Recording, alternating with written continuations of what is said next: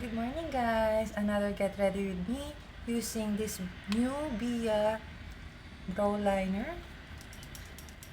First time ko pa lang siya itatry, so let's see kung ano magiging itsura niya.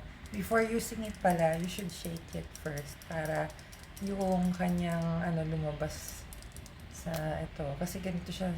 Look how fine the brow liner is. Try na natin.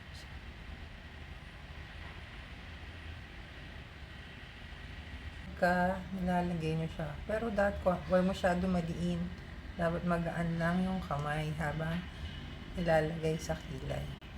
This side naman tayo.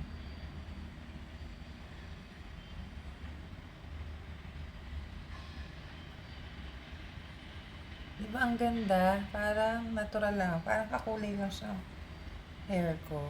Hindi manipis masyado, hindi rin makapal. Natural lang yung itsura ng brows ko. Dahil dito sa Bia Brow Liner, i-try nyo na din. Tingnan nyo kung gaano ka-fine, no?